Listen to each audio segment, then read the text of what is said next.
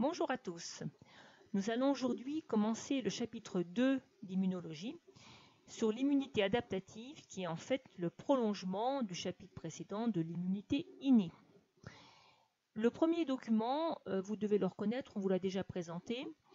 Donc il s'agit de montrer que l'immunité innée, celle du premier chapitre, se retrouve chez tous les êtres vivants, que ce soit les êtres vivants invertébrés que vertébrés.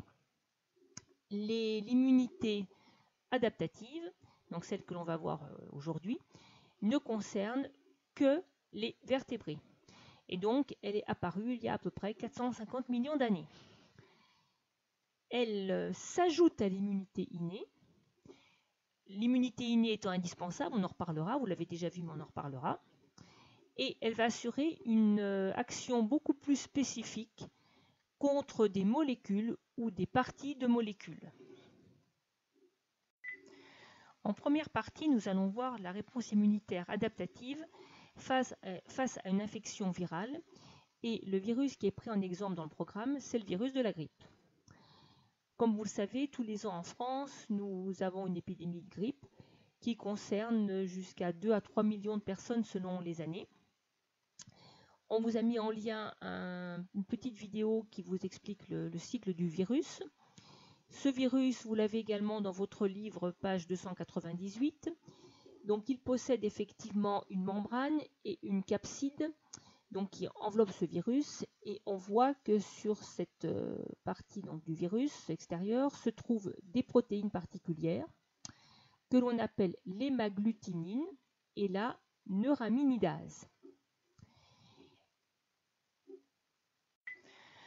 Lorsque le virus rentre dans l'organisme, eh bien, le mucus des voies respiratoires va être dissous grâce à la neuraminidase et ainsi le virus va pouvoir se fixer sur les cellules de l'arbre respiratoire grâce à l'hémagglutinine, donc aux protéines de surface. Lorsque le virus est fixé, eh bien, il va rentrer dans la cellule, vous l'avez vu dans le film, par endocytose, c'est-à-dire que la membrane ici de la cellule va se déformer pour inclure ensuite le virus dans des petites vacuoles. Ce virus, dans sa vacuole, va ensuite être transporté jusqu'au niveau donc, du noyau, où l'ARN viral sera injecté. Effectivement, le virus de la grippe est un virus à ARN. Puis, une fois dans le noyau, eh bien, il y aura donc synthèse d'ARN messager à partir de l'ARN viral qui pourront ressortir du noyau pour la synthèse protéique du virus. Donc toutes les protéines du virus seront fabriquées.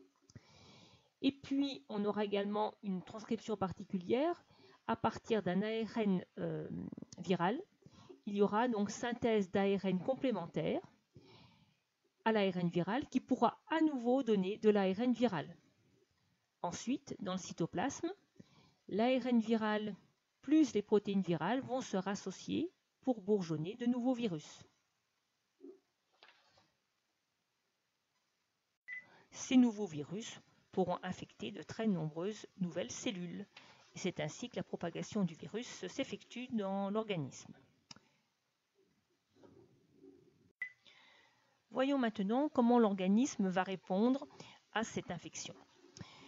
La réponse à l'infection peut être de deux sortes.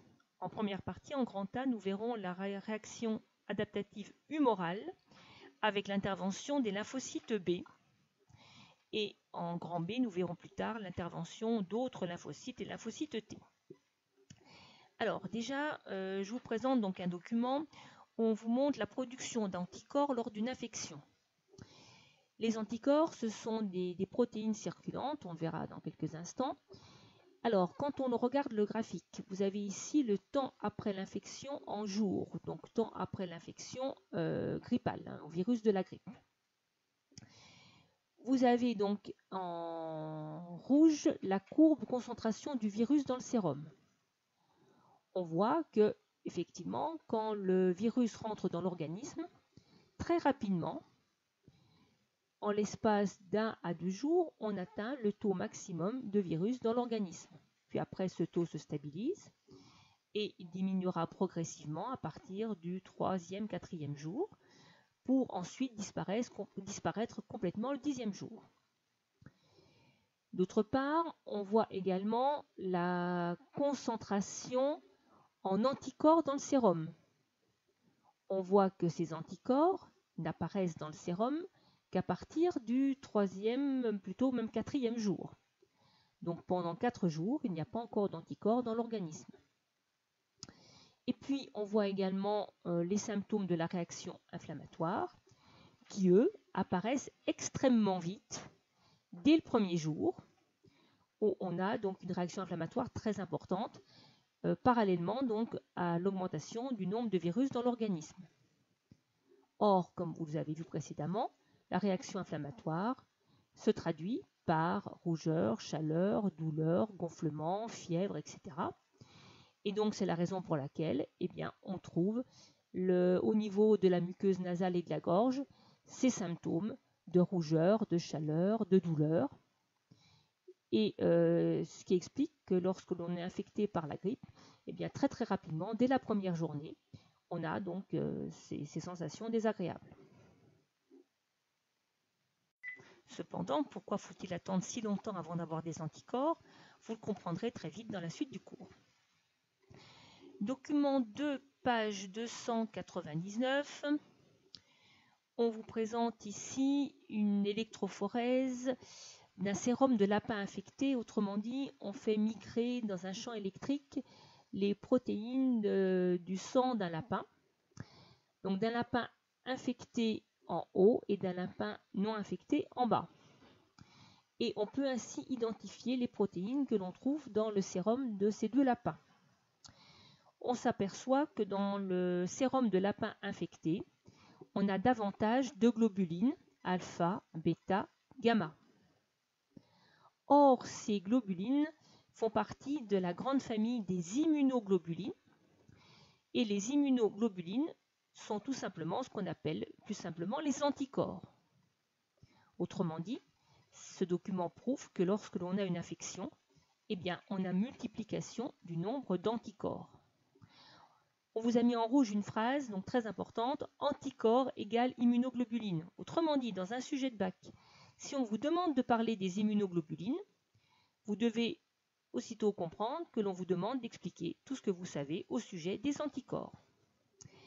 Alors effectivement, les anticorps sont des immunoglobulines très variables, très spécifiques, que l'on va maintenant étudier. Alors ici, vous avez donc un dessin d'anticorps. Structure d'un anticorps. Donc ce schéma, vous devez à tout prix savoir le refaire. Effectivement, entraînez-vous à le refaire. Il peut vous être demandé dans un devoir de restitution de connaissances. Un anticorps, c'est une molécule formée de 4 chaînes protéiques identiques 2 à 2. Alors, vous avez 2 chaînes légères, appelées également L pour light, et 2 chaînes lourdes, H pour heavy en anglais. Et puis, donc au total, 2 chaînes légères plus 2 chaînes lourdes, ça fait bien 4 chaînes. Ces chaînes sont identiques 2 à 2. Donc les 2 chaînes légères sont identiques, les 2 chaînes lourdes sont identiques. Et chaque chaîne, légère ou lourde, possède une partie variable, ici, et une partie constante.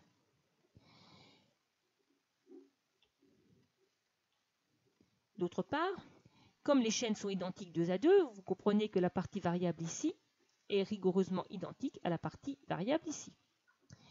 Et chaque partie variable sera capable de se fixer à un antigène précis, donc à une molécule d'un élément étranger très spécifique, donc très précis.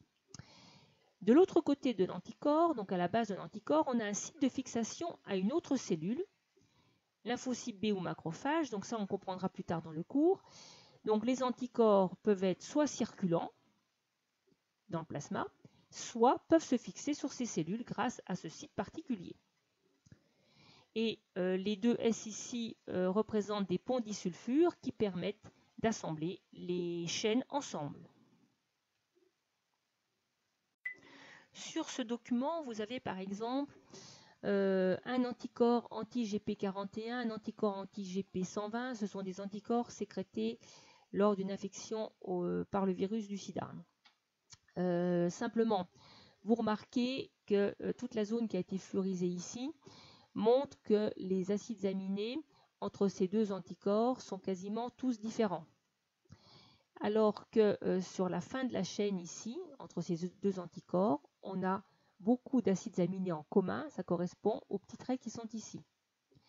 Donc ça signifie simplement que toute cette partie-là où l'on a des acides aminés très semblables correspondent à la chaîne, la partie constante de la chaîne d'anticorps, et cette partie-là correspond à la partie variable. D'autre part, au sein des parties variables, certaines zones sont plus variables que d'autres. Par exemple, dans votre livre, à la page 301, on vous montre que l'on a ici, aussi bien pour les chaînes variables, les chaînes légères que pour les chaînes lourdes, des zones où la différence d'acides aminés entre anticorps est beaucoup plus importante. Ce sont des zones qu'on appelle hypervariables.